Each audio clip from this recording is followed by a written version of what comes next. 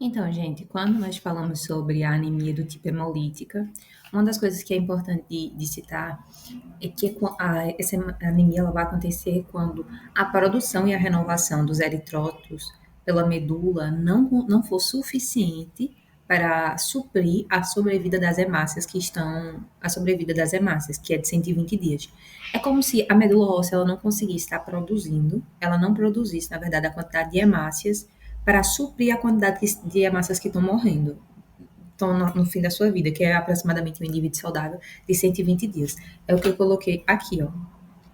A produção e a renovação dos eritrócitos pela medula óssea, ela não consegue compensar a diminuição da sobrevida da hemácia em um indivíduo saudável de 120 dias. É isso, a anemia hemolítica. A produção e a renovação dos eritrócitos pela medula óssea ela não consegue compensar a diminuição da sobrevida da hemácia em indivíduos saudáveis de 120 dias.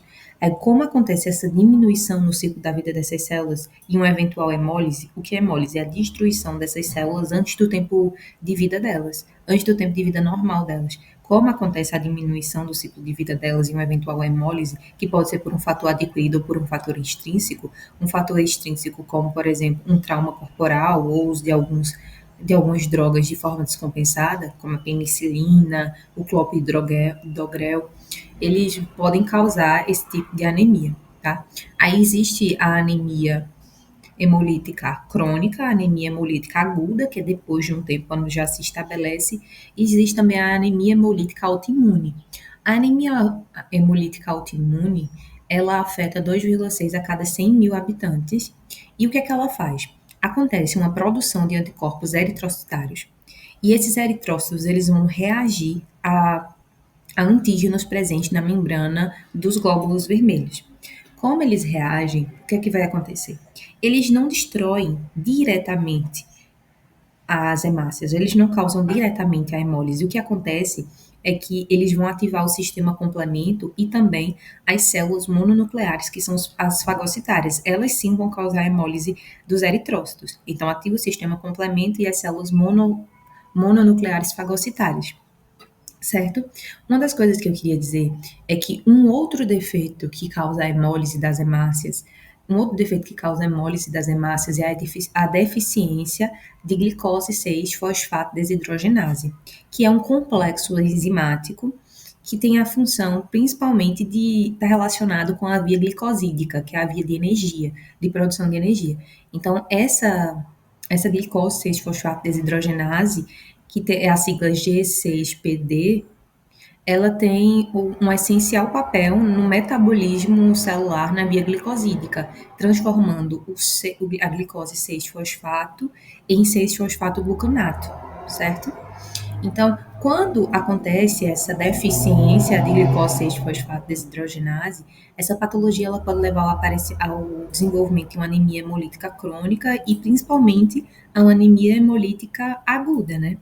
Devido à anemia hemolítica aguda, devido à ingestão de feijão fava, também de alguns medicamentos por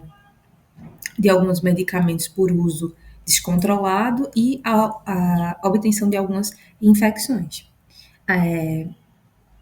Esse tipo de anemia hemolítica é a mais frequente enzimopatia do mundo, porque essa glicose 6-fosfato desidrogenase, ela diminui o estresse oxidativo.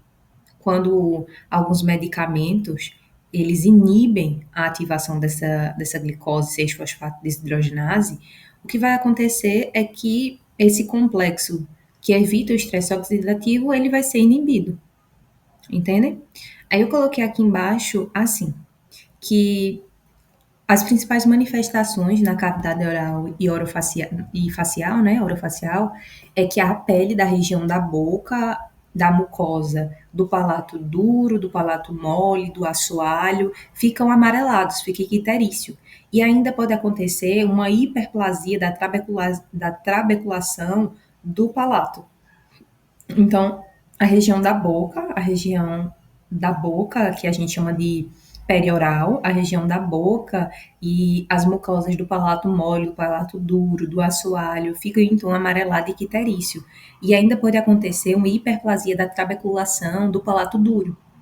devido a uma descompensação medular, certo? Essas são as principais características. Tirando de que a anemia hemolítica ela também pode acontecer por um defeito genético, né? Um defeito hereditário no interior das células.